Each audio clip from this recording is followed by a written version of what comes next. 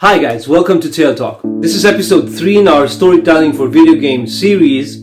This episode today will be split into 2 shorter episodes, one today and one next week. And the theme of these 2 shorter videos is character archetypes.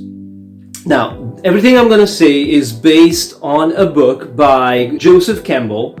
The book is called The Hero with 1,000 Faces. There, he says that these 8 archetypes are 8 psychological traits that together form an entire human psyche. I recommend the book, and I recommend basically all the books by Joseph Campbell. What I'm going to do in these 2 videos is, in each one I'm going to talk about 4 archetypes. I'm going to list them. I'm going to say a few things about each one of them.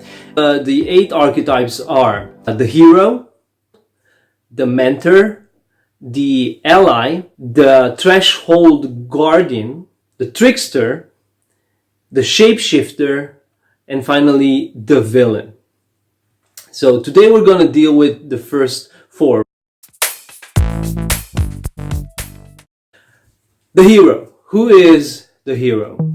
From childhood, everybody has, either in a story or in real life, has a hero. Somebody we cheer for, or we believe in, or find inspiration in. This hero is the character we cheer for, right? As a player, you are, right, inverted commas, you are the hero. Usually the hero embodies one single character, one individual. It's not a transmittable archetype. It's not a transmittable characteristic. Well, usually it's one. The main trait of a hero is to solve the main conflict of the story. About the hero, we will talk more in the weeks to come, when we're going to talk about the arc of a story and the arc of a character. The Herald announces the main conflict. And this archetype is not necessarily a person, right? It can be, for example, it has been used, sometimes even overused, a news broadcast. For example, in Far Cry 3, the game starts with a news, not Far Cry 3, with a news broadcast that probably it's 2 or 3 minutes of narration, where you get to see what happened and then you jump into the action. News broadcast works as the herald. The same thing is is used in World War Z, right, the movie, where during the opening credits you get a news broadcast, probably 2 minutes long. A news anchor tells or narrates the development of the virus and the way it affected the world. It is possible to have a story without the herald.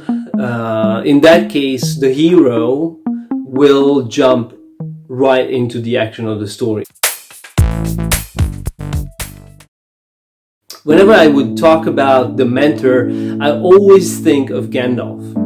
The mentor role is a teacher role. Let me give you some general characteristics. He is older than the hero. He is probably wiser, at least at the beginning, than the hero. And he could, or he may have been a hero in his time, in his youth. Some physical outlook. He is probably gray. He has gray hair, long gray beard. You see why I mentioned Gandalf. Probably he wears a robe, if not even a huge staff, right, in his hand. As I said before, this is a teacher role, so he's the teacher in the story. He gives good information to the hero. If he plays the role of a negative mentor, he gives bad advice. He gives bad information, poor information to the hero. He's also a gift giver, contributes to the solving of the conflict by aiding the hero and giving him the right or the necessary tools or powers or capacities to accomplish his goal. A final thought on this is the fact that throughout the story, because this is a teacher role, many characters can play this role, this mentor archetype, right? It's not necessarily just one character.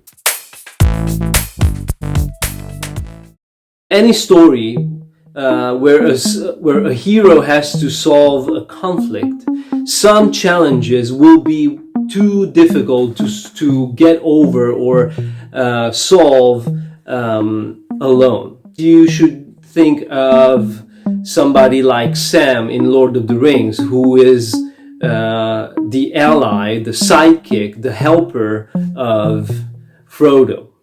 If you think of the last moments in Lord of the Rings and what happens and how the story develops, you will remember how crucial Sam's help was for Frodo. The ally is always around the hero in the story. They travel together, they eat together, they fight together.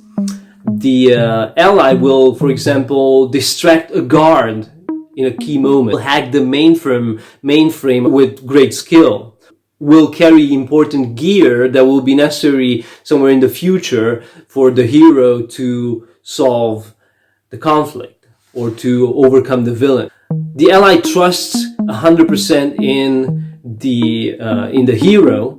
He believes without any doubt in the truth that the hero believes and is driven by. And for the ally, his duty as a helper is his identity. So guys, that was it for this video. Next week we're going to talk about the last 4 character archetypes. I would like to ask you to subscribe to the channel, to share the video. Down in the description box you will find links to different things. So please click on the notification bell so that you get notified when I upload some new materials. Bye.